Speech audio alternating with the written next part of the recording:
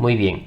Hemos establecido que la respuesta en magnitud del sistema de reverberación de primer orden se corresponde con esta expresión y la respuesta en fase se corresponde a esta expresión.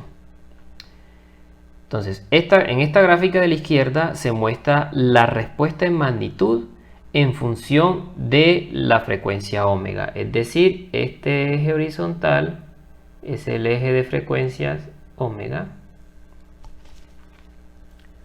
Y donde se muestran valores que van desde menos pi hasta pi.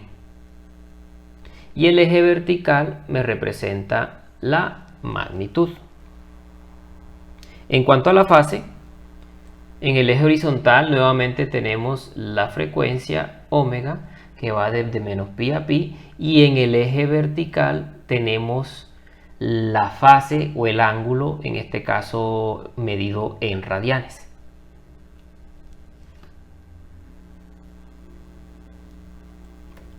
Bien, ahora consideremos el siguiente problema. Digamos que a la entrada del sistema de reverberación de primer orden tenemos la siguiente entrada, que es la suma de tres senoidales puras, y queremos determinar la salida. De la diapositiva anterior ya conocemos que la respuesta en magnitud y la respuesta en fase son las que estoy mostrando aquí gráficamente. Con este conocimiento, ¿cómo podemos nosotros establecer la salida a esta señal de entrada? Pues simple, como el sistema de reverberación de primer orden es LI, entonces es lineal. Esto a su vez implica que si la entrada del sistema yo tengo la suma de varias señales, en este caso tres senoidales puras, entonces a la salida yo tengo la suma de las salidas respectivas.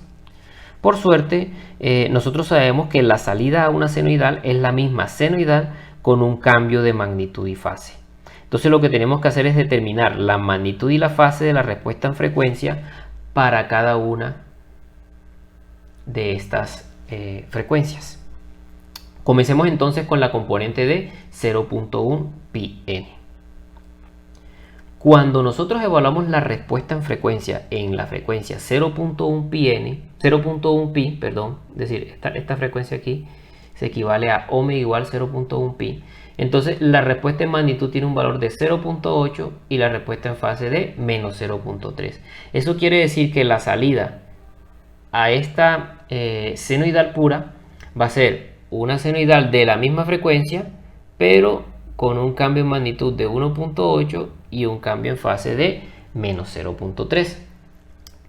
Si aplicamos el mismo procedimiento para la senoidal de frecuencia 0.5 pi, pues simplemente evaluamos la respuesta en frecuencia en 0.5 pi, tenemos una magnitud de 0.9, una fase de 0.5, entonces la salida a esta senoidal pura será la misma senoidal, pero con una escala de 0.9 y una fase de menos 0.5.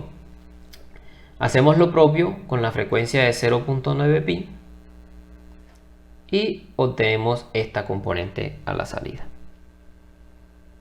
De esta forma hemos construido nuestra señal de salida Y de n.